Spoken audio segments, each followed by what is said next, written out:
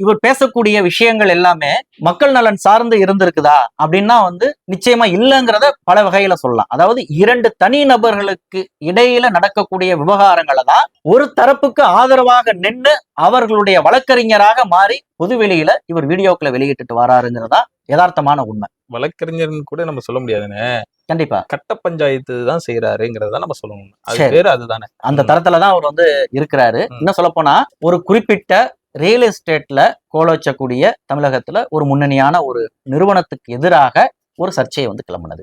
நீதிமன்றத்துல வழக்கு வரைக்கும் அது போனது. அந்த வழக்குல இவர் நீதிமன்றத்துல நெடுஞ்சான் கிடையா விழுந்து மன்னிப்பு கேட்டு பின்னாடி திரும்பி வந்தாரு. அந்த விவகாரத்தை நீங்க எடுத்துக்கிட்டீங்கன்னா, அந்த ஒரு குறிப்பிட்ட நிறுவனத்துக்கு ஆகாத இன்னொரு போட்டி நிறுவனத்திடம் இருந்து காசு வாங்கிக்கிட்டு இவங்க செய்தி வெளியிட்டாங்க அப்படிங்கிறது அந்த இடத்துல அம்பலமானது. இன்னும் சொல்ல போனா அந்த குறிப்பிட்ட நிறுவனத்துக்கு எதிராக செய்தி வெளியிடாமல் இருப்பதற்கு 50 லட்சம் ரூபாய் பேரம் பேசினாங்க அப்படிங்கிறத ஒரு மூத்த பத்திரிகையாளர் வெளிப்படையா குற்றம் சாட்டி இருக்கிறார். அப்ப இதுதான் இவர்களுடைய யோக்கியதை.